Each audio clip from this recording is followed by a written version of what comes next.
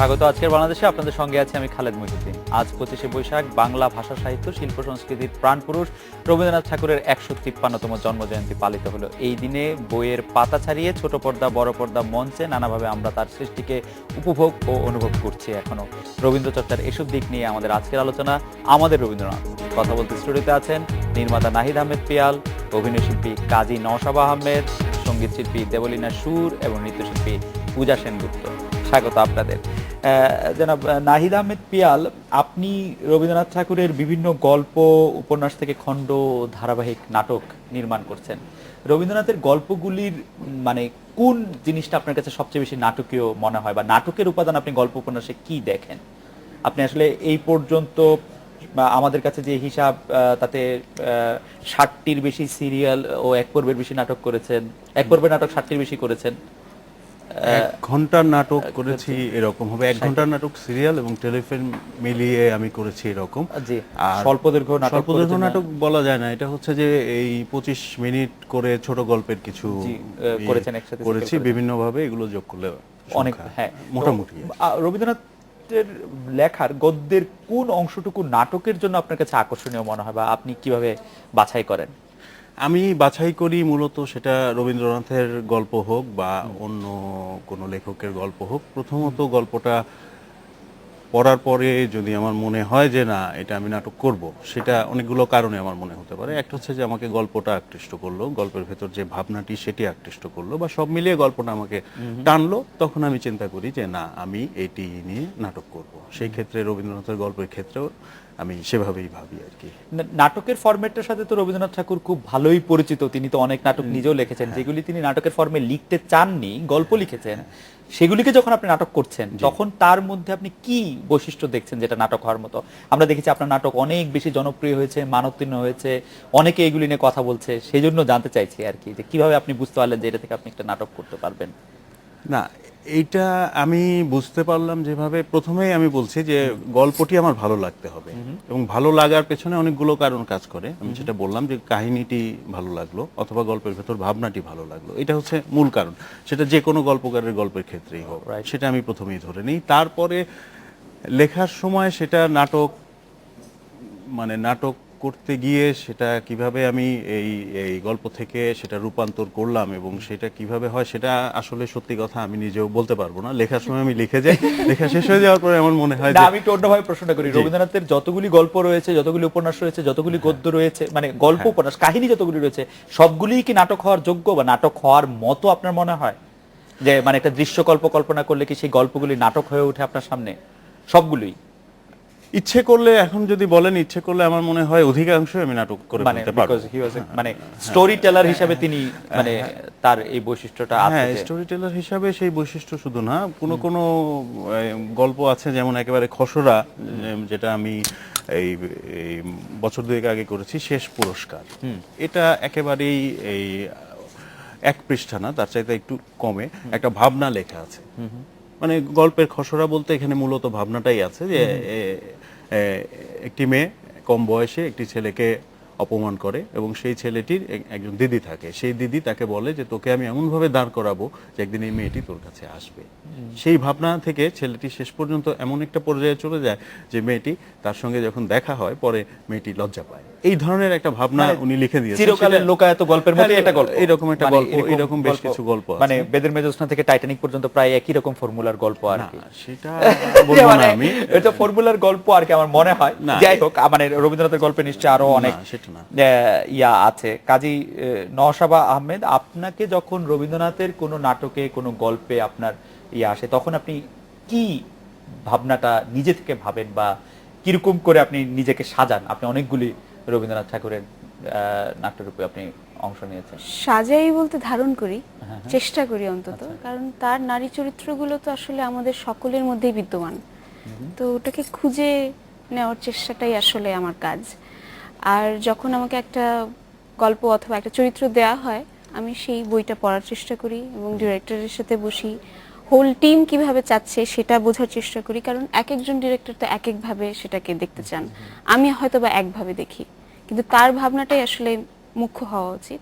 তো আমি রবীন্দ্রনাথ ঠাকুর, আপনি বলছেন যে যেসব নারী চরিত্র সৃষ্টি করেছেন তার মধ্যে আমরা সবাই কম বেশি এখন পর্যন্ত তিনি, কিন্তু রবীন্দ্রনাথকে নারী চরিত্র বোঝার ক্ষেত্রে নারীবাদীরা অনেক সময় দারুণভাবে ব্যর্থ, দারুণভাবে প্রতিক্রিয়াশীল বলেছেন।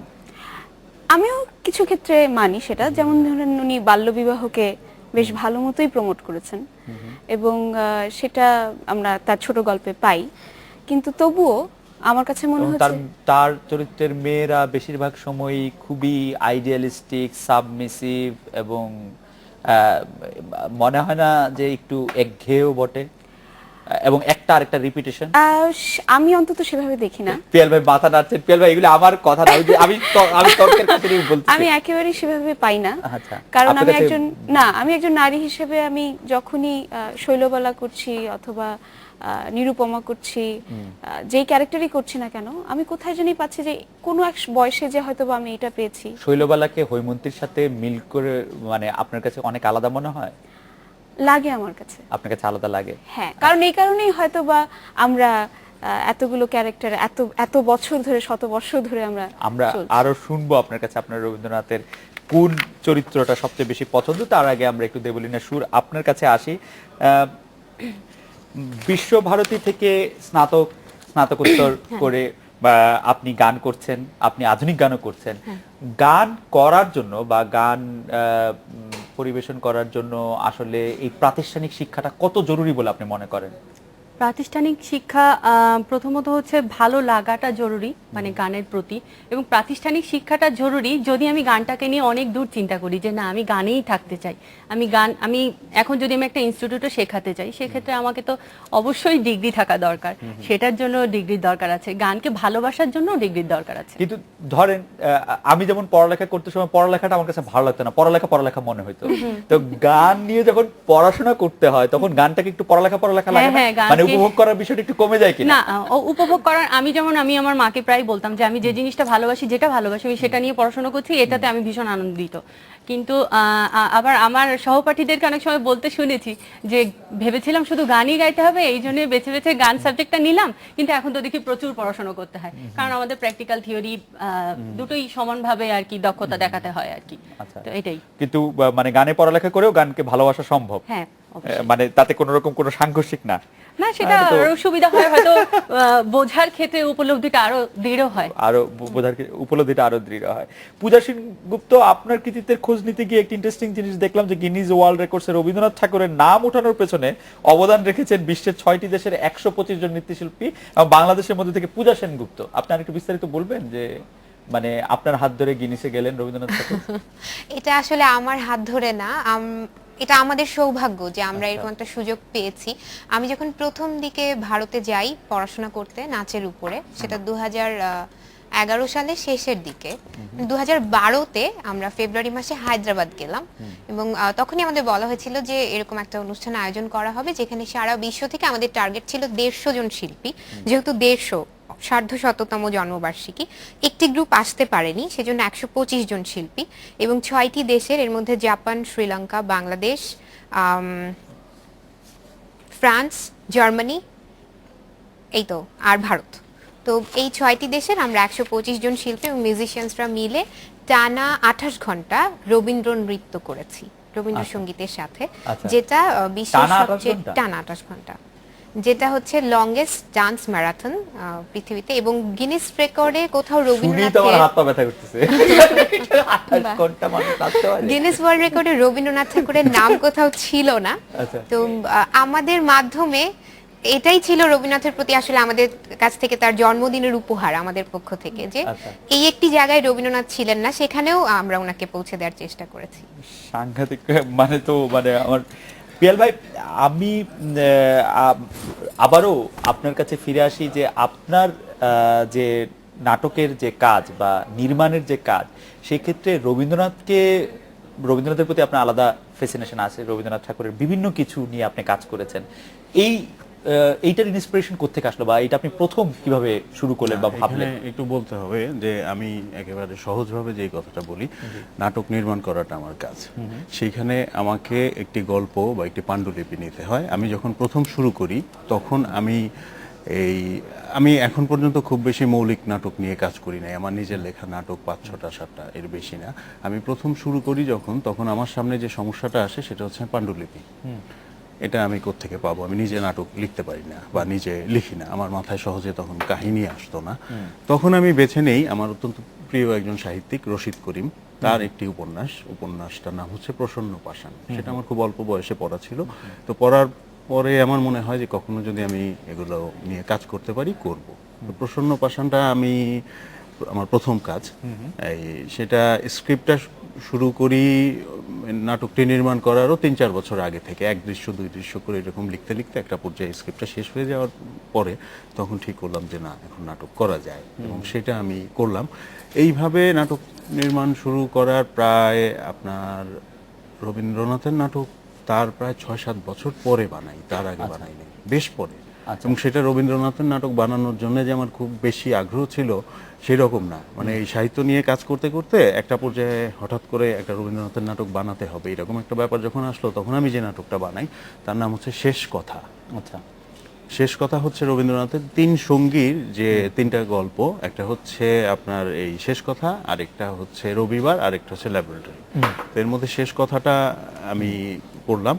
আর আমি আজকে যে নাটকটি নির্মাণ শেষ করলাম, আগামীকাল দেখাবে চ্যানেল আইতে দুপুরে, সেটার নাম হচ্ছে সোহিনী, ল্যাবরেটরি গল্প অবলম্বনে। সোহিনী চরিত্রে কে অভিনয় করছেন? সোহিনী চরিত্রে অভিনয় করছে রিচি সুলাইমান, রিচি সুলাইমান, হাসান হাবিব নাসিম আছেন। সোহিনী মায়ের চরিত্রে কে অভিনয় করছেন? সোহিনীর মায়ের চরিত্র, সোহিনী তো হচ্ছে মা, হ্যাঁ। সোহিনী হচ্ছে মা, মা। সেই চরিত্রটিতে রিচি আর করছেন। সোহিনী মেয়ের চরিত্রে কে? মেয়ের চরিত্র অভিনয় করছেন শায়লা সাবি নামে একটা মেয়ে, আর এই রেবতী মোহন চরিত্রে অভিনয় করছেন কাজী আসিফ। কাজী নওশাবা আহমেদ, আপনাকে শুভ জন্মদিন জানিয়েছেন আমাদের একজন দর্শক রুহান। আপনার আজকে জন্মদিন, তো শুভ জন্মদিন কাজী নওশাবা আহমেদ। রবীন্দ্রনাথের জন্মদিনের পরের দিনই জন্মদিন। রবীন্দ্রনাথের জন্মদিনের পরের দিনই না, আজকেই রবীন্দ্রনাথের জন্মদিন, আজকেই। ও আচ্ছা, আমি ভেবেছিলাম 12টা বেজে গেছে। আপনি কি এটাকে ম্যাচ করে নিয়েছেন না, মানে এটা সত্যি সত্যি জন্মদিন? আপনি যেভাবে নেন। না, মানে আমি জানতে চাইছি আমি অবশ্যই আজকে আমার জন্মদিন। আচ্ছা, এটা খুবই ইন্টারেস্টিং ব্যাপার। তো রবীন্দ্রনাথ গল্পের নাটকের চরিত্রের যে পোশাক সাজসজ্জা সেইগুলিতে থাকতে আপনি বেশি কমফোর্টেবল ফিল করেন, মানে এটাই আপনার সবসময়ের পোশাক, নাকি আপনি না, যখন আজকে অবশ্যই তাকে ডেডিকেট করে এমনিতে আপনি রবীন্দ্রনাথের সাজ মানে অবশ্যই সময়ের খুবই ওই পছন্দ করি। খুব পছন্দ করেন। আমরা একটা বিরতি নিচ্ছি, বিরতির পর আমরা একটু দেবলীনা সুরের কাছে ফিরবো এবং পূজা সেনগুপ্তের কাছে ফিরবো, একটু আবার রবীন্দ্রনাথের গান এবং তার নাচ নৃত্য নাট্য সেগুলি নিয়ে আমরা একটু কথা বলার জন্য আমরা একটা বিরতি নিচ্ছি এবং ফিরতে।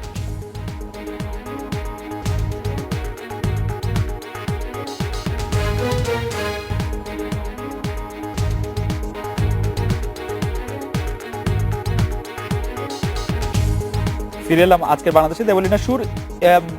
যে বিষয়টি অনেকেই এখন কথা বলছেন যে এই যুগের বা এই সময়ের বা আধুনিক বা উত্তর আধুনিক যন্ত্রাংশের সঙ্গে রবীন্দ্রসঙ্গীত গাওয়ার বিষয়টি আপনি কিভাবে দেখেন, বা আপনার কাছে এইটার মূল্যায়ন বা এটা? আমি এটাকে পজিটিভলি দেখি। আচ্ছা, কারণ পজিটিভলি এই কারণেই দেখি, কারণ একটা সময় কিন্তু শুধু সিনিয়র সিটিজেন বা যারা রবীন্দ্রসঙ্গীত করছে, যারা ভালোবাসে, তারাই শুধু গানটা শুনতো, ছোটরা কিন্তু শুনতে চাইতো না, বা ইয়াং জেনারেশন কিন্তু শুনতে চাইতো না। আমি আমার ক্ষেত্রেই দেখেছি, যখন গান করতে গেছি, একটা ছোট বাচ্চা সে হয়তো ঝিমাচ্ছে বা গেম খেলছে মোবাইল, কিন্তু ইদানিং কালে এই নতুন যন্ত্র ব্যবহার করার কারণে ইয়াংরাও কিন্তু গান শুনছে, এবং ইয়াংদের মধ্যে, নতুনদের মধ্যেই কিন্তু আবার গাইবার আধিক্যতাটাও বেড়েছে এই যন্ত্রাংশের সঙ্গে, কিংবা একটু ডিফারেন্ট ওয়েতে। তো আমি যন্ত্রটাকে ব্যবহার করাটাকে পজিটিভলি দেখি, কারণ রবীন্দ্রনাথও কিন্তু তার সময় অনেক বেশি মানে নতুনকে গ্রহণ করেছেন, কারণ উনি কিন্তু সেই সময় পিয়ানো যন্ত্রটা ব্যবহার করেছিলেন তার গানে, পিয়ানো বাজিয়ে অনেক গান গাওয়া হয়েছে। তো আমি এটাকে পজিটিভলি দেখি, কিন্তু যেন আমার কাছে, আমি একজন সিঙ্গার হিসেবে মনে করি যে যন্ত্রের আধিক্যতাটা যেন মানে রবীন্দ্রনাথের বাণী কিংবা রবীন্দ্রনাথের সুরকে ছাপিয়ে না যায়। পূজা সেনগুপ্ত, এই বিষয়টা নিয়ে আপনারও একটু মতামত জানতে চাইবো, আপনি এটাতে কি রকম ভাবে দেখেন আধুনিক বা উত্তর আধুনিক যন্ত্র ব্যবহার করে রবীন্দ্রসঙ্গীতের গান গাওয়া? আসলে রবীন্দ্রনাথের গান গাওয়া, এটার উত্তর দেওয়ার আগে একটু রবীন্দ্রনাথের দিকে আমাদের দৃষ্টিপাত করা প্রয়োজন। উনি মানুষ হিসেবে কেমন ছিলেন? রবীন্দ্রনাথ কিন্তু একদমই মৌলবাদী মানুষ ছিলেন না। ওনার ব্যক্তিগত জীবনে উনি প্রতিনিয়ত কিন্তু পরিবর্তন চেয়েছেন। এমনকি শান্তিনিকেতনে উনি যে একজন জাপানিকে নিয়ে এসেছিলেন জুজুৎসু শেখানোর জন্য, অর্থাৎ জুডো। কিন্তু সেই সময়ে যখন রবীন্দ্রনাথ, সেই সময়টা তো আসলে বঙ্কিমচন্দ্র বা তার পূর্ববর্তী সময়ে যে কঠিন বাংলায় লেখা সাহিত্যে কিন্তু যখন রবীন্দ্রনাথ খুব একটা পোক্ত হননি, সেই সময়টাতে কিন্তু আমাদের দুই বাংলার মানুষ রবীন্দ্রনাথকেও অনেক জ্বালিয়েছে।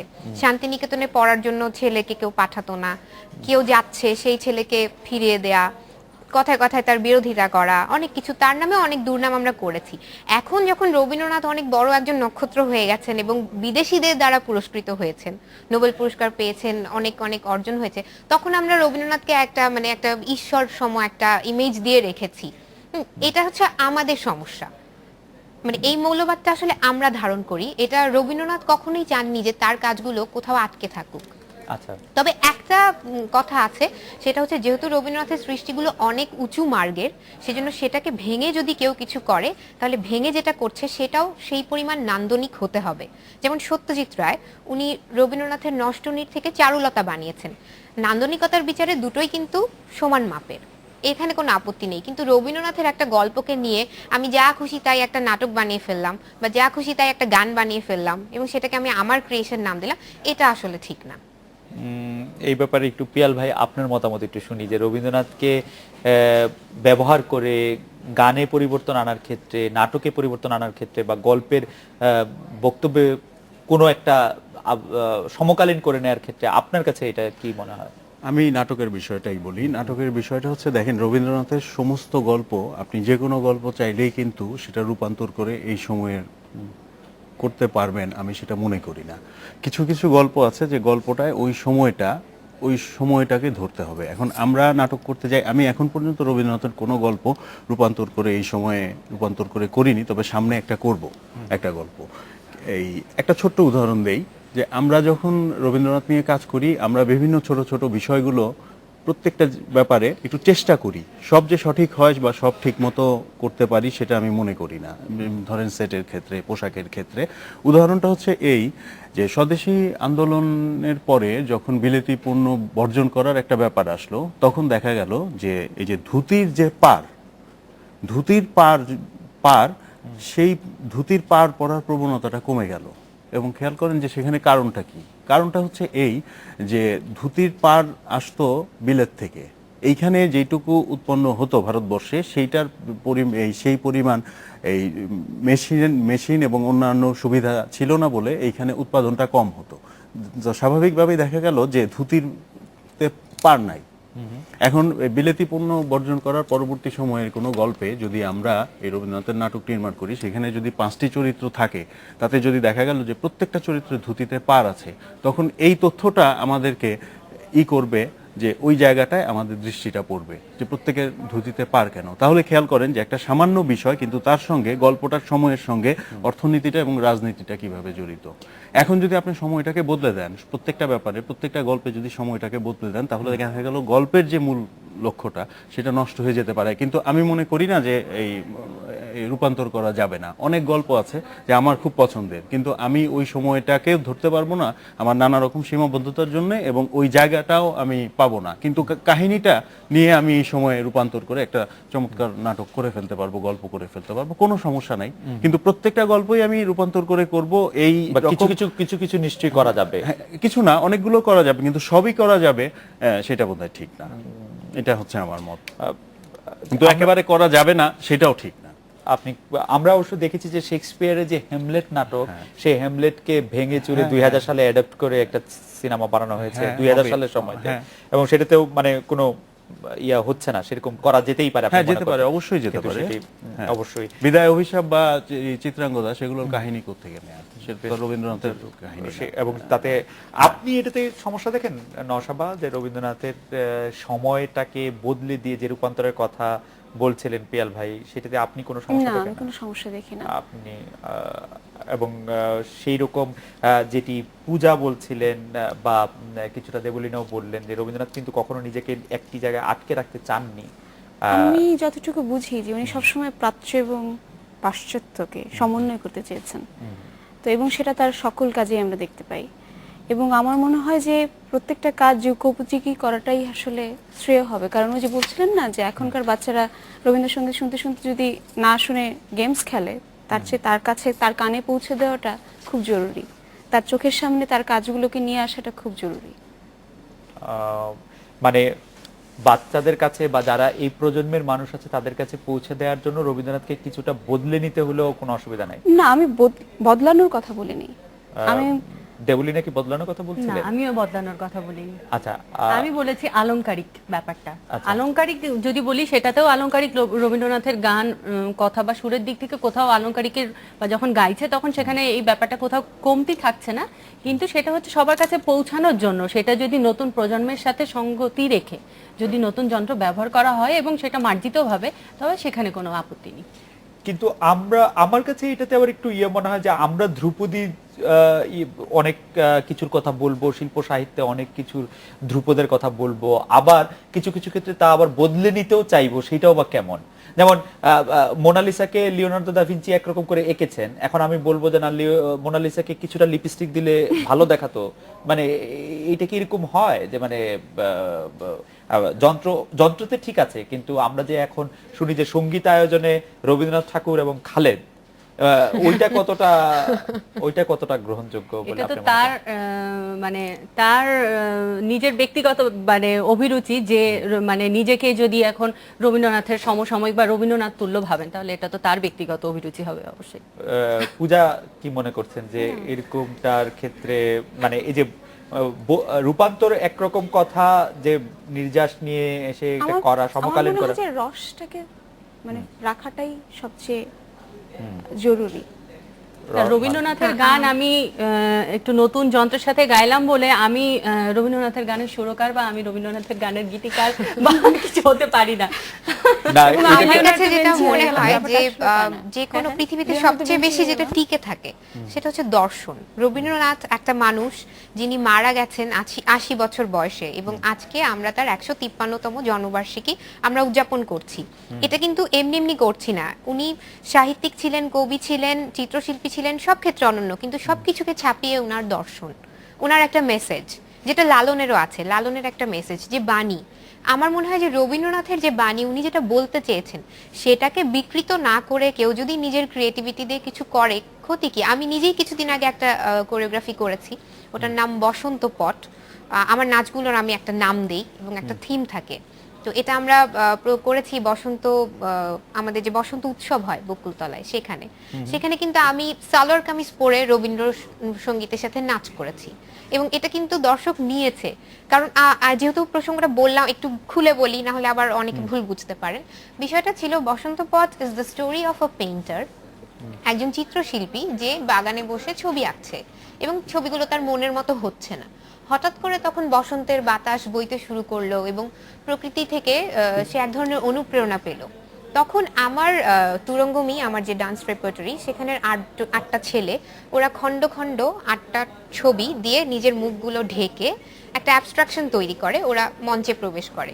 মঞ্চে প্রবেশ করে গানের কথার সাথে মিল রেখে, যেমন দক্ষিণ দুয়ার খোলা, ওই গানের কথার সাথে মিল রেখে ওরা ওই ছবিগুলো ব্যবহার করে কখনো দুয়ার হচ্ছে, কখনো ওরা নবশ্যামল শোভন রথের রথ হয়ে যাচ্ছে, কখনো ওরা নদী হয়ে যাচ্ছে, কখনো গাছ হয়ে যাচ্ছে, এবং একদম শেষ পর্যায়ে ওদের আবার ওদের মাঝখান থেকে কিছু মেয়েরাও বের হচ্ছে যারা একদম রাবীন্দ্রিক সাজে আছে, একদম সুন্দর শাড়ি পরা, গহনা পরা, একদম বসন্তের সাজে। এই মেয়েগুলোকে দেখে আমিও ওদের সাথে নাচতে শুরু করে দিই। আমি পেইন্টারের চরিত্রটি করেছি, এবং নাচতে নাচতে একটা পর্যায়ে আমি বুঝতে পারি যে সবকিছুই আমার ইলিউশন। ওই মেয়েগুলো আবার ছবির পিছনে লুকিয়ে যায়, মানে ওরা হারিয়ে যায়, থেকে যায় শুধু খণ্ড ছবিগুলো। আবার আমি ছবি আঁকতে বসি, এবং আমার যে ছেলেরা, নাচের ছেলেরা, ওরা ওই ছবিগুলো মেলাতে শুরু করে, পাজল মেলানোর মতো করে, এবং আলটিমেটলি ওদের ছবিটাও তৈরি হয়। আমিও অ্যাজ আ পেইন্টার স্যাটিসফাইড হয়ে যাই যে আমি এতক্ষণ যা আঁকলাম এই ছিল সেই ছবিটা। সেক্ষেত্রে আমাকে যদি ডিফারেন্সটা বোঝাতে হয় যে আমি একটা নিউট্রাল জায়গায় আছি, আমি একজন পেইন্টার এবং এরা আমার কল্পনা, তো সেক্ষেত্রে আমি তো একই রকম পোশাক পরতে পারবো না, আমাকে অবশ্যই একটু ভিন্ন কিছু পরতে হবে। তো আমি একটা প্রাচ্য এবং পাশ্চাত্যের সমন্বয় ঘটে একটা ফিউশন ধর্মী সালোয়ার কামিজ পরেই নাচটা করেছি, এবং দর্শক তো খুব ভালোভাবে নিয়েছে। তাই ইউটিউবে অনেক ভিউজ আছে, আপনি গেলে হয়তো দেখতে পাবেন। আপনাকে ধন্যবাদ, আপনি একটি চমৎকার অভিজ্ঞতা আমাদের সাথে শেয়ার করলেন। আমি বিরতির পর ফিরে এসে রবীন্দ্রনাথের দর্শন নিয়ে আরো কিছু কথা আপনাদের কাছ থেকে শুনতে চাইবো, যে রবীন্দ্রনাথের দর্শন আপনাদের মধ্যে কিভাবে প্রভাব বিস্তার করে বা আপনারা কিভাবে দেখেন গানে, নাটকে বা নাচে। আমরা একটা বিরতি নিয়ে ফিরছি।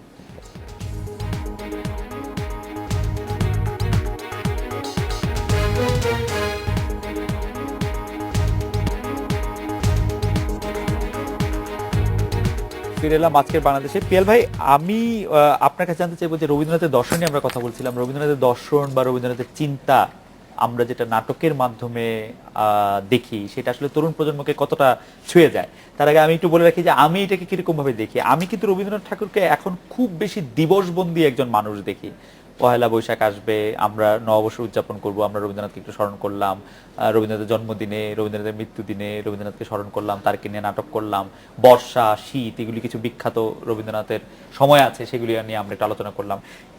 উপভোগ করার ক্ষেত্রে রবীন্দ্রনাথের দর্শন, রবীন্দ্রনাথের চিন্তা আমাদেরকে কতটা সাহায্য করে, না, বা তরুণ প্রজন্মকে কতটা সাহায্য করে? আমি প্রথমে আপনার এই প্রশ্নটার উত্তর দিই যে এই দিবস কেন্দ্রিক আমি নাটক নির্মাণ করি, আমি শুধু দিবস কেন্দ্রিক নাটক নির্মাণ করেছি রবীন্দ্রনাথের ব্যাপারটা তা না। আমি রবীন্দ্রনাথের ধারাবাহিক নাটক 3টি নির্মাণ করি, 4 অধ্যায়, নৌকাডুবি এবং যোগাযোগ। এটা দীর্ঘ সময় ধরে, নৌকাডুবি এবং যোগাযোগ দীর্ঘ সময় ধরে চলে, কাজেই সেই ক্ষেত্রে আমি দিবস কেন্দ্রিক ছিলাম না। আর যদি এই দিবস কেন্দ্রিক না করে প্রতি মাসে রবীন্দ্রনাথের নাটক আমাকে করতে বলা হয়, আমার আপত্তি নাই, আমি করতে রাজি আছি। কাজে সেইখানে দিবস কেন্দ্রিক করা না করার বিষয়টা আমার ইচ্ছের উপর নির্ভর করে না, কিন্তু আমি মনে করি। আমার একটা প্রশ্ন আছে, সেক্ষেত্রে কি আপনাকে চ্যানেলরা আপনাকে সেই সাপোর্টটা দেয়? সেই ক্ষেত্রে চ্যানেলটা বলতে পারে টেলিভিশনটা সেই সাপোর্ট দেয় কিনা, মানে দিবস ছাড়া অন্য সময় নাটক করে? না, দিবস ছাড়া অন্য সময় তো বললাম যে আমি উনি তো ধারাবাহিক নাটকই 2-3টি ধারাবাহিক করছেন, নাটক বললেন, সেটা এবং 6 মাস ধরে এবং যদি সেটি যায় বেশ তো অবশ্যই সফলতার সঙ্গে- কিন্তু সেটা চ্যানেলটা সংখ্যা না খুব দিলে আমি কম, করব। মানে সেটাই। এখন এই সংখ্যাতাত্ত্বিক বিতর্কটাতে আপনি আমি না যাই, না, আমরা বরং আসলে এই রবীন্দ্রনাথের প্রশ্নটা আসলে ওনাকে নাটকের- না, সকলকে। নাটকের ভেতরে থাকি। জি। আপনার আরেকটা প্রশ্ন আরেকটা ছিল। প্রশ্ন হচ্ছে যে রবীন্দ্রনাথের চিন্তা বা দর্শন এই সময়ের তরুণ যারা আছেন তাদেরকে কতটা মানে ছুঁয়ে যায়, বা আমি যদি প্রশ্নটাকে আরেকটু বিস্তৃত করি, মানে একটু সহজ করার প্রশ্নটা। রবীন্দ্রনাথকে আমরা আসলে উপভোগ করি কিনা এখনো, নাকি সেটা একটা রিচুয়াল হিসেবে আমরা রবীন্দ্রনাথ ঠাকুর একজন বড় মানুষ, তিনি নিশ্চয়ই যেটা করেছেন সেটা ভালোই হবে না, সেটা কেন? ভেবে দেখি? রবীন্দ্রনাথের গান তো আমরা প্রতিদিন শুনি, আমি নাটকের কথা বলি, নাটকে না, তো গানটা হয়তো- নাটকে গান তো প্রতিদিন শুনি। তারপরে মঞ্চে তো রবীন্দ্রনাথের নাটক হচ্ছে, সারা বছর ধরেই তো কোনো না কোনো দল করছে। তারপরে রবীন্দ্রনাথ থেকে তো চলচ্চিত্র নির্মাণ হয়, নাটকটা হয়তো প্রতি মাসে হয় না, কিন্তু আমার তো মনে হয় হয়, এবং তরুণ প্রজন্ম নিশ্চয়ই সেটা উপভোগ করে, আমি মনে করি যে করে। আপনি এরকম ফিডব্যাক পাওয়ার ক্ষেত্রে আপনি পান যে তারা উপভোগ করে? একেবারে পাই না তা না, আচ্ছা। পাই। নওশাবার কাছেও এই বিষয়টি জানতে চাই। নওশাবা, রবীন্দ্রনাথের নাটক, রবীন্দ্রনাথের চিন্তা, রবীন্দ্রনাথের দর্শন, রবীন্দ্রনাথের যে কল্পনার রবীন্দ্রনাথের কল্পনা আমাদের তরুণ প্রজন্মকে আসলে কতটা ছুঁতে পারে, নাকি যেটা আমি বলছিলাম যে এটা শুধু একটা রীতি হিসেবে আমরা মেনে নিই যে হ্যাঁ মুরব্বী একজন মানুষ একটা জিনিস লিখছে, একটু ভালোই বলি টলি? এখন মনে হয় সেটা একটু ভাঙছে, আচ্ছা। বাট আমি যখন ছোট ছিলাম আমার কাছে সবসময় খুব দূরের একজন মানুষই মনে হতো। আর কিন্তু এখন ধরেন আমার যে মেয়ে প্রকৃতি, তাকে আমি ইউটিউবে হয়তো মেঘের কলে রোদ এসেছে দিলে একটা অ্যানিমেশন আসে, সেটা সে দেখে এখন সে প্রথম লাইনটা অন্তত বলতে পারে। তো আমার কাছে মনে হয় আস্তে আস্তে আমার মনে হয় যে আমি কবিগুরুকে আমরা আমাদের পাশে পাচ্ছি। হ্যাঁ, এটা আমিও খুব বিস্মিত হয়ে লক্ষ্য করলাম যে আমার মেয়েও মানে কয়েকদিন আগে মানে তার রবীন্দ্রনাথের গান তার খুব প্রিয় হয়ে উঠেছে। মানে সেটা এটা কিন্তু কেন আমাদের কেন হলো আমি ক্ষেত্রে এটা ছিল ঠিক না। আমি ঠিক বুঝতে পারছি না, মানে উনি নিশ্চয়ই তো কোনো কিছু একটা, বললেন তো। নিশ্চয়ই কোনো কিছু একটা, এটা কি না, সেটা আসলে আমাদেরকেই করতে হবে। উনি যেমন হ্যাঁ, বললেন যে উনি নিশ্চয়ই। ল্যাপটপে ওনার বাচ্চাকে ইউটিউবে মানে রবীন্দ্রনাথের গান খুলে দিচ্ছেন বা উনি শুনছেন, সেই শোনা থেকেই বাচ্চার শোনাটা বা সেই শোনাটা থেকেই ভালো লাগাটা ডেভেলপ করছে। আপনার কাছে একটু জানতে চাইবো যে রবীন্দ্রসঙ্গীত বা রবীন্দ্রনাথের যে এত নৃত্যনাট্য, এত চমৎকার চমৎকার কম্পোজিশন আছে, সেগুলির বেশিরভাগ আয়োজনই ঢাকা বা বড় বড় শহর কেন্দ্রিক। ঢাকা বাদ দিলে আমরা হাতে গোনা 4-5টা শহর কেন্দ্রিকই বড় আয়োজনগুলি। আপনি অবশ্য বিরতির সময় বলছিলেন অন্যান্য জায়গায় হয়, কিন্তু সেগুলির খুব বেশি প্রচার নেই, প্রসার নেই, এবং বড় শহরগুলি বাদে আমরা এগুলির একটা বড় আয়োজনও আসলে খুব বেশি দেখি না, স্বতঃস্ফূর্ত বড় আয়োজন। এটা কারণ কি বলে আপনি মনে করেন? সেটার কারণ আমি প্রথমত মনে করি যে দর্শক কিংবা শ্রোতা, মানে এটা একটা বিষয় যে কতটা নিতে পারছি। ঢাকাতে হয়তো এখন একটা এরকম একটা শ্রেণী বা একটা সমষ্টি তৈরি হয়েছে যারা এই এই ধরনের উচ্চ মার্গের কাজগুলোকে নিতে পারেন। আর আর এটা অনেক ব্যয়বহুলও, সেটাও একটা বিষয় হয়তোবা, এবং কোথাও কোথাও তো কোথাও না কোথাও নিশ্চয়ই হচ্ছে এই যে গীতিনাট্য নৃত্যনাট্য চর্চাগুলো, তো সেগুলো হয়তোবা মিডিয়ার অগোচরে হচ্ছে বলেই হয়তোবা তারা মিডিয়া কাভারেজ যেভাবে পাচ্ছে না বলে হয়তোবা এত মানে প্রকাশ পাচ্ছে না। তবে রবীন্দ্র চর্চার ক্ষেত্রে মানে আপনি যদি মানে গীতিনাট্য নৃত্যনাট্য ছাড়িয়ে গিয়ে শুধু রবীন্দ্র চর্চার কথা বলি, গান আবৃত্তি বা নাটক যেটাই বলেন, স্পেশালি আমি গান এবং মানে কবিতা আবৃত্তি কিংবা নাচের কথাও বলতে চাই, তো সে চর্চাগুলো কিন্তু মফস্বল শহর কোনো অংশে মানে পিছিয়ে নেই ঢাকা থেকে। পূজা কি বলবেন এ সম্পর্কে? ঢাকার বাইরে বা বড় শহরগুলির বাইরে রবীন্দ্রনাথের গীতিনাট্য নৃত্যনাট্য আসলে এই প্রশ্নটা এবং আগে পিয়াল ভাইকে যে করলেন উত্তরটা মোটামুটি একই। মানে আপনি যেটা বলছিলেন যে রবীন্দ্রনাথ দিবস বন্দী হয়ে গেছেন কিনা, দেখুন আমরা বছরে কয়টা নাটক করলাম রবীন্দ্রনাথকে নিয়ে, সেটা দিয়ে আসলে উনি দিবস বন্দী না দিবস মুক্ত এটা বিচার করা যাবে না, কারণ এই বিষয়গুলোর সাথে কিন্তু অনেক জটিল বিষয় জড়িত। যখনই আমি একটা বড় নাটক বানাবো, একটা ডান্স ফেস্টিভ্যাল করব, তখন আমার সেটার স্পন্সর লাগবে, সেটা টার্গেট গ্রুপ আছে কিনা দেখা হবে, অনেক জটিল বিষয় আছে, ফিনান্সিয়াল বিষয় আছে, মিডিয়ার বিষয় আছে, অনেক কিছু। রবীন্দ্রনাথকে আমরা অন্তরে ধারণ করি কিনা সেটা বোঝা যাবে হ্যাঁ এখনো বাংলার ঘরে ঘরে রবীন্দ্রনাথের একটা ছবি আছে কিনা। একটা রবীন্দ্রনাথের ছবি, একটা নজরুলের ছবি কিন্তু সবার বাড়ি ড্রয়িং রুমে আমরা রাখি। সেই জায়গাটাতেই একটু দৃষ্টি আকর্ষণ করতে চাই যে রবীন্দ্রনাথের ছবি থাকা যতটা রিচুয়াল, আমরা যদি দেখি যে ঢাকার বাইরে অনেক ছোট শহরে মানে অনেক একটি খুব মানে আমরা বলবো যে হালে জনপ্রিয় একটি গ্রুপের কনসার্টে অনেক লোক হতে পারে। তো সেই ক্ষেত্রে যদি রবীন্দ্রনাথকে আমরা ভিতরে ধারণই করি তাহলে রবীন্দ্রনাথের গান শুনতে এত লোক আসবে না কেন, নাচ দেখতে কেন এত লোক আসবে না, যদি আমরা হৃদয়ে ধারণ করি? কারণ হচ্ছে সময়ের একটা চাহিদা আছে, আমাদেরকে কিন্তু সময়ের সাথে সাথে এগিয়ে যেতে হবে, যেটা রবীন্দ্রনাথ নিজেও করেছেন। উনি কিন্তু সময়ের সাথে থেমে থাকেননি, সময়ের সাথে সাথে উনি উনি ইন্দোনেশিয়ায় গেছেন, জাভা বালি দ্বীপপুঞ্জে গেছেন, ওখানকার নাচকে উনি অ্যাকসেপ্ট করেছেন। উনি জাপানি জুডোকে, যেমন তাসের দেশ যেটা নৃত্যনাট্য, এটা মুম্বাইতে শো হয়েছিল মার্চ মাসে, খুব সম্ভবত 1932 সনে, এবং প্রথম দিন যে শোটা হলো সেই শোটা ওখানকার অডিয়েন্স নিতে পারেনি মুম্বাইয়ের। তখন রবীন্দ্রনাথ এটা নিয়ে অনেক আলোচনা পরামর্শ করলেন, তার সাথে যারা ছিলেন, প্রতিমা দেবী তখন রবীন্দ্রনাথের সাথে ছিলেন না, উনি কলকাতায় ছিলেন। রবীন্দ্রনাথ পরে লাস্ট যে শোটা, 3 দিনের শো ছিল, লাস্ট শো এর আগের দিন পুরো নৃত্যনাট্যটাকে উনি বদলে ফেললেন, বদলে ওখানে সংকোচেরও বিহবলতা নিজেরই অপমান এই যে গানটা, এটাকে উনি ওখানে ইনক্লুড করলেন, এবং ওটার সাথে কিন্তু কারাতে জুডো এইটার যে মার্শাল আর্ট গুলো এগুলোকে উনি ওখানে ঢুকিয়ে দিলেন। তাতে হলো কি পুরো নৃত্যনাট্যের চেহারাটাই পাল্টে গেল। এবং সরোজিনী নাইডু, যিনি ভারতের কোকিল হিসেবে খ্যাত, উনি ওই শোটা দেখেছিলেন, দেখার পরে উনি রবীন্দ্রনাথকে যে বলেছেন যে এটা ভালো হয়েছে, তার মানে উনি বুঝেছেন যে আগের দুটো শো ভালো হয়নি। তো একটা জিনিসকে ভালো করতে হলে তো প্রতিনিয়ত একটা পরিবর্তনের মধ্যে যেতে হবে, তাই না? এবং রবীন্দ্রনাথ প্রতিমা দেবীকে যে চিঠি লিখেছেন এরপরে, সেখানেও এই বিষয়গুলোর প্রমাণ কিন্তু আছে।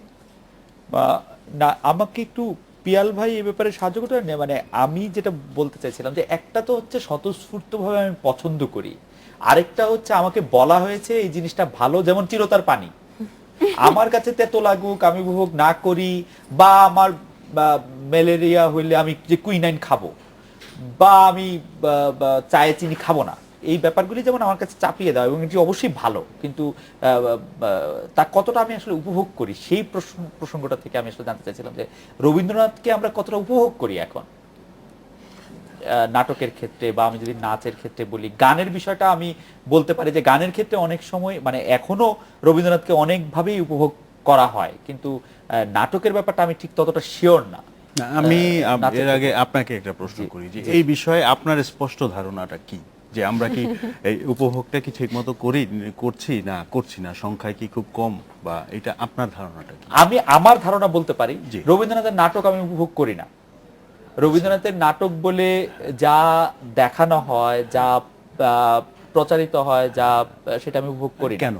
আমার কাছে ভালো লাগে না। প্রথম কথা হচ্ছে সেটা খুবই আরোপিত মনে হয়, যা আমার কাছে সমকালীন না, যার সাথে আমার, এবং আমার কাছে মানে আমার যেটা মনে হয় যে রবীন্দ্রনাথের যেহেতু একটা বিশেষ সময় 1861 থেকে 1939 বা 41 সাল পর্যন্ত উনি কাজ করেছেন, সেটা একটা অন্য মানে 1861 জন্ম তার, মানে অন্য একটা সময়, সেই সময় তিনি অনেক কনফিউজ ছিলেন, সেই তার কনফিউশন নানাভাবে তার লেখায় ফুটে উঠেছে। সেজন্য আমি এখনো সেই কনফিউশনগুলি বয়ে বেড়াতে রাজি না। সেজন্য আমার কাছে তাকে মনে হয় যে তাকে রূপান্তর না করা হলে সেটা আমার জন্য গ্রহণযোগ্য না। আমি অনেক মানে না, আমার আমি এত একটু বলতে জি। চাই এই জায়গায়, আমি নাটকের মধ্যে থেকে এই কথাটা বলি যে রবীন্দ্রনাথের একটা নাটক আমি নির্মাণ করলাম, সেটার গল্পটার নাম ছিল পয়লা নম্বর। আমি নাটকটার নাম দিলাম অনিলা, যে নারী চরিত্রটা প্রধান। সেইখানে এই ওইটার মধ্যে বোধহয় এরকম একটা লাইন আছে যে অনিলা নামটির মানে কি আমি জানি না, আমার শ্বশুর মশাইও যে জানতেন ব্যাপারটা সেরকম নয়। না, সেখানে হচ্ছে যে শীতাংশু মৌলি একটা চরিত্র, আর হচ্ছে যে আরেকটা চরিত্র অনিলার স্বামী, যে তার নাম হচ্ছে এই অদ্বৈত বা এই জাতীয় কিছু নাম হবে। এখন দেখা যায় যে অনিলার কাজ হচ্ছে যে তার স্বামী বিদ্বান লোক, তার কিছু শিষ্য আছে, প্রতিদিন বাড়িতে উনি এই হচ্ছে এই অদ্বৈত বা এই জাতীয় কিছু নাম হবে। এখন দেখা যায় যে অনিলার কাজ হচ্ছে যে তার স্বামী বিদ্বান লোক, তার কিছু শিষ্য আছে, প্রতিদিন বাড়িতে উনি এই আয়োজন করেন বিভিন্ন এবং- হ্যাঁ। ওই বিষয় নিয়ে আলাপ করেন। অনিলার কাজ হচ্ছে যে তাদেরকে বিভিন্ন রকম রান্না করে খাওয়ায়। যে সাংসারিকতার ভেতরে অনিলার স্বামী তাকে দেখছে। আর এই এদের বাড়ির নাম্বার হচ্ছে 2 আর পয়লা নম্বর বাড়ি, 1 নম্বর বাড়িতে শীতাংশু মৌলি বলে একটি চরিত্র আসে। সে যুবক এবং তারুণ্যের প্রতীক, এবং সে অনিলাকে দেখে আকৃষ্ট হয় এবং অনিলাকে এই নীল কাগজে চিঠি লেখে। এবং নীল কাগজে চিঠি লেখে, এই চিঠি অনিলা ছিঁড়তে পারে না, চিঠিটা সে ছিঁড়তেও পারে না, গ্রহণও করতে পারে না। গ্রহণ করতে পারে না এই কারণে, যেহেতু অন্য একজনের কাছ থেকে চিঠিটা এসছে, তার স্বামী বর্তমান। আর ছিঁড়তে পারে না এই কারণে ওই যেই লোকটি চিঠি লিখছে তার প্রেমটিকে সে স্বীকার করে নিচ্ছে। খেয়াল করেন জিনিসটা। শেষ পর্যন্ত অনিলা কি করে, দুইটা অবস্থার মধ্যে কোনোটাই ঠিকমতো থাকতে না পেরে সে দুইজনের কাছেই নীল কাগজে চিঠি লেখে যে আমি চলে যাচ্ছি, আমাকে খোঁজ করো না, করলে পাবে না। অনিলার স্বামী এই চিঠিটা পাওয়ার পরে সন্দেহ করে, শীতাংশু মৌলি যখন চলে যায় ওই বাড়ি ছেড়ে, তখন সন্দেহ করে যে তার সঙ্গে গেছে, এবং তার সঙ্গে যখন খোঁজ করতে যায় তখন যে দেখে যে একই চিঠি ওইখানে লিখে যায়। খেয়াল করেন, নীল কাগজ। নীল কাগজ মানে হচ্ছে এইখানে নীল কাগজে লেখা। রবীন্দ্রনাথ নীল কাগজটার উপরে খুব জোর দেন নাই, গল্পে 2 বার আছে নীল কাগজে চিঠি লেখে শীতাংশু মৌলি, এবং শেষে আছে শীতাংশু মৌলি এসে নীল কাগজটা দিল। নীল কাগজটা এইখানে হচ্ছে যে এই অসীম আকাশ আর বিশাল সমুদ্রের প্রতীক। অনিলাকে পাওয়া যাচ্ছে না, তার মানে রবীন্দ্রনাথ এখানে বলেন নাই যে অনিলা কি করলো শেষ পর্যন্ত, কিন্তু ধরে নেওয়া যায় যে সে নাই। সেই নাইয়ের প্রতীক হিসাবে ওই কাগজটিতে, এই নীল কাগজটিতে নীল আকাশ অথবা বিশাল সমুদ্র বোঝায়। এখন রবীন্দ্রনাথকে যদি আপনি এই দেখতে চান নাটকে, তাহলে এই ব্যাপারগুলো, গল্পে যে ব্যাপারগুলো আছে, এই জায়গাগুলো দিয়ে দিয়ে দিয়ে দিয়ে আসতে হবে। একেবারে সমকালীন করলেন, কিন্তু রবীন্দ্রনাথ যেই ব্যাপারগুলোর উপর জোর দিচ্ছেন, এবং একটি গল্পের ভেতরে বিভিন্ন ছোট ছোট ছোট ছোট ব্যাপার যোগ হয়ে একটি গল্প তৈরি হয়। এখন সমকালীন সব করে ফেললে তো এই ব্যাপারগুলো থেকে সরে আসতে হবে। না, সমকালীন করতে হলে যে আমার এই সময়ের গল্প নিতে হবে ব্যাপারটা সেরকম না। আমার কাছে অনেক লেখককেও প্রাচীন হলেও সমকালীন মনে হতে পারে। রবীন্দ্রনাথকে এরকম অনেক ক্ষেত্রে, অনেক নাটকের ক্ষেত্রে আমার সমকালীন মনে হয় না। সে যাই হোক, আপনি অত্যন্ত চমৎকার ভাবে একটি গল্পের কথা বললেন। সেই গল্পের রেশ থাকতে আমরা একটা বিরতি নিয়ে ফিরে আসি, ফিরে এসে এই বিষয়ে আরো কথা বলা যাবে।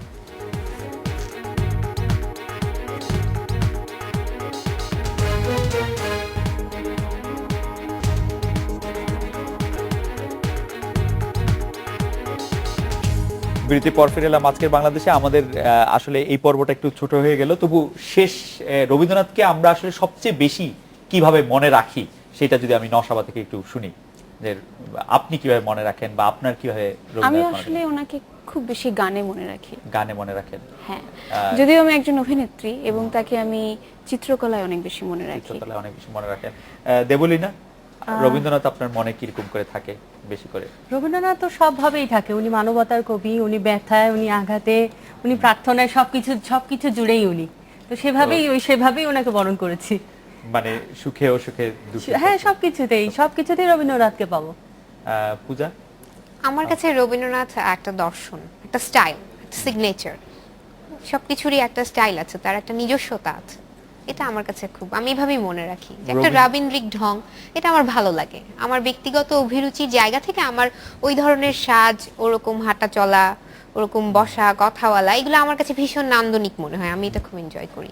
রবীন্দ্রনাথের স্টাইল, রবীন্দ্রনাথের অনেক রকম স্টাইল ছিল আসলে, মানে অনেক ধরনের স্টাইলেরই উনি হ্যাঁ, চর্চা উনি করেছেন। যত ওনার বয়স বেড়েছে, ওনার স্টাইলগুলো চেঞ্জ হয়েছে, কিন্তু মানে ক্রমেই কিন্তু আরো আকর্ষণীয় হয়ে উঠেছে। রবীন্দ্রনাথের সিগনেচার বলে, মানে রবীন্দ্রনাথকে পিন পয়েন্ট করা যাবে কিনা সেবারে আমার একটু ডাউট আছে, যে রবীন্দ্রনাথের সিগনেচারটা করা যাবে কিনা। পিয়াল ভাই, রবীন্দ্রনাথকে কিভাবে মনে রাখেন? আমি রবীন্দ্রনাথকে অনেকগুলো ছোট গল্পে, বেশ কিছু প্রবন্ধে, কিছু নাটকে, আর ছিন্নপত্র, রবীন্দ্রনাথের যে পত্রাবলী, ছিন্নপত্র। আমাকে যদি বলা হয় যে রবীন্দ্রনাথের এবং গীতবিতান, রবীন্দ্রনাথের কোন বইটা আপনি মানে সব সময় রাখবেন, আমি প্রথমে ছিন্নপত্রের কথা বলবো।